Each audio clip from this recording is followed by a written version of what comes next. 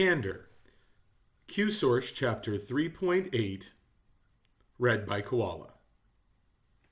Graciously telling the hard truth and demanding to hear it from others. Only hard truth requires candor. Candor is the first of the 5 F3 leadership virtues, the habits and ethics of moral excellence that a man must possess to be a virtuous leader. The leadership virtues are distinct from the leadership skills, which are the capabilities of effective leadership. A leader is effective because he possesses the skills of vision, articulation, persuasion, and exhortation, VAPE, in sufficient measure that he can influence movement to advantage. However, this says nothing about his character. Only if he is also imbued with the leadership virtues can he be called a virtuous leader. Inherent in candor is a belief in the existence of truth itself. Truth is a transcendental, fundamental, or spiritual reality that is self-evident and recognizable without further explanation. It is also immutable, in the sense that it does not change over time. What was true yesterday is true today and will be for tomorrow evermore. A person might change, but truth never does. The virtue of candor is applicable to both universal and particularized truths. A universal truth has application to all or most of humankind. The fact that the earth is round, or that all organisms require water to survive, are universal truths. In contrast, a particularized truth only affects a single person or a small group of people. Drug addiction or a cancer diagnosis are particularized truths. Their impact is limited to the person afflicted and those who are in proximity to him.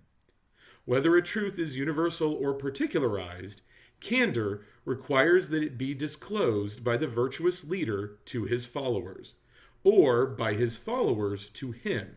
Candor is a two-way street. While there are many truths, only the hard ones require candor. The easy truths take care of themselves. Whether a truth is hard or easy depends upon the effect it has on the person hearing it. If it has no impact or brings them happiness, it is an easy truth. Telling a passenger that their flight is on time is an easy truth. So is the fact that they've been upgraded to first class. Easy truths do not require character to tell, because there's no particular virtue in being the bearer of good news. Anybody can do it, and most people do. Hard truths are different, because hearing them results in pain and disruption rather than happiness. Nobody wants to tell passengers that their flight is delayed or canceled, or that a loved one has died in a plane crash. These are hard truths that require candor to tell.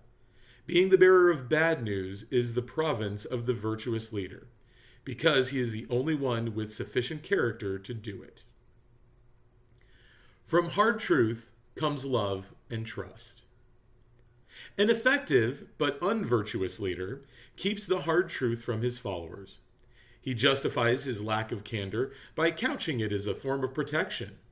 He lies by misrepresentation or omission to his followers because, he tells himself, they cannot handle the hard truth. He convinces himself that the pain and disruption of knowing the truth are hardships that only he can bear, when the reality is that he lacks the strength of character required to deal with other people's unhappiness. He indulges himself in that kind of odd love that leaves another man imprisoned in deceit rather than setting him free in truth. The virtuous leader sees no love in deceit, regardless of how well-intentioned. He graciously tells the hard truth because he knows that any movement influenced through chicanery will not result in long-term advantage. Once people discover that they have been lied to, the resulting distrust will produce an obstacle that no amount of exhortation can surmount. The resolve required for people to move from the status quo into the relative unknown toward advantage is fueled by their trust in the leader initiating that movement.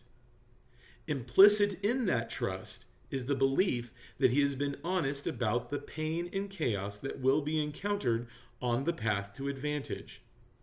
If he has misrepresented or omitted that hard truth, their trust in him will begin to erode the moment they are forced to discover it for themselves. And once trust begins to erode, there is almost nothing that will ever stop it. This, then, is the implied consideration supporting the bargain that the virtuous leader strikes with those who choose to follow him. He loves them too much to tell them lies, and they trust him enough to believe in what he says. This is the power of candor. It engenders a bond that enables a group to weather hardship and turn inward to each other when faced with chaos, rather than seek the perceived high ground of their own personal comfort. While a very talented, effective, but unvirtuous leader can influence movement without candor, his success will only last for a season. Eventually, the chickens born of his mendacity will come home to roost, and there will be a reckoning. Candor is a two-way street. Telling the hard truth is only one half of candor. The other half is hearing it. For a leader to be virtuous, he must be able to handle the truth. If he can't, then no one will be willing to tell it to him. Handling hard truth well requires the discipline over one's emotions that come from preparedness. A virtuous leader handles hard truth like a pro because he is right, living his life in the normal and upright position. A virtuous leader ensures that he will hear the hard truth through forceful engagement with the members of his organization. The gooist approach to engagement is to have an open door policy, to be receptive to people when they want to talk. That's nice in theory, but way too passive in practice. Open doors and smiley faces won't get people to spill the beans on things that scare or embarrass them. A leader committed to getting the hard truth knows that he will have to seek it aggressively and deal with it maturely when he finds it. He will have to ask people both what they did and why they did it, and keep asking until the answers make sense. Like most things a leader must do, that will cause pain. My first battalion commander explained to me why he did this in very simple terms. He told me that he asked those questions to teach men how to make good decisions and be candid about the outcome. Before you act, he would say, picture yourself standing in front of my desk explaining to me what you did and why you did it. If you can't do that very well, then you shouldn't do what you are about to do. Rethink it. Take action in a way you can explain. At first, because I was a very impulsive and immature leader, I hated this.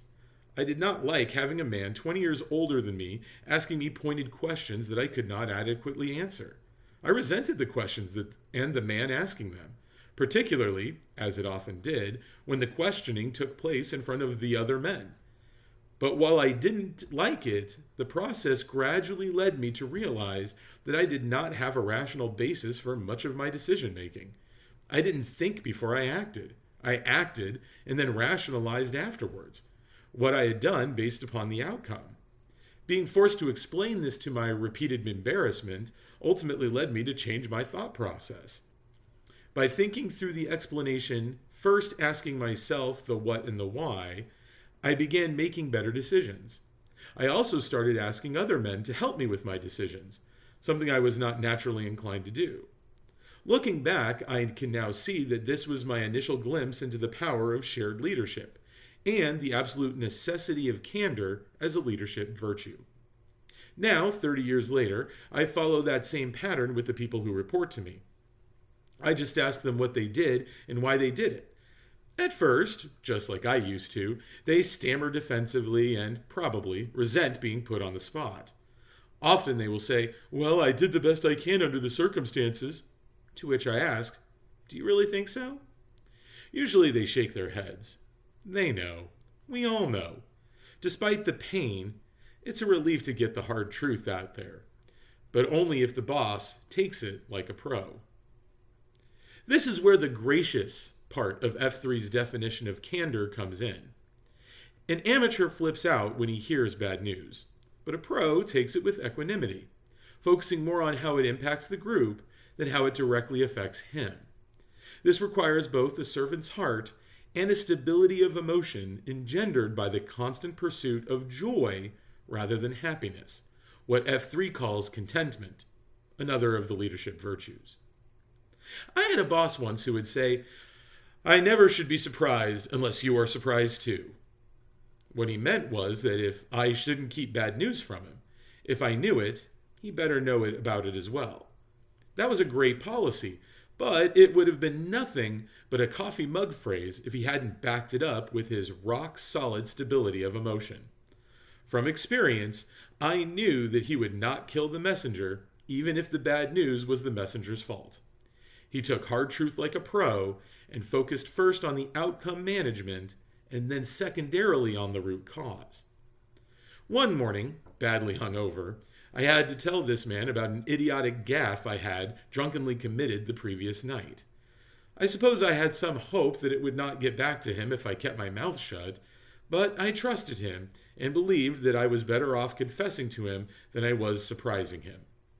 When I was done, he just shook his head and said, "Well, that's not good." Literally 2 seconds later, his phone rang. I could hear whoever called him yelling in his earpiece at him for about a minute, after which he said, "That's not the full story I heard."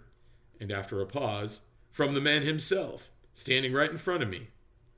In that moment, I realized that I had probably saved myself by telling my boss the hard truth before he heard it from someone else. And I hope my boss realized that the reason I did it was because I trusted that he would hear it graciously, which he had.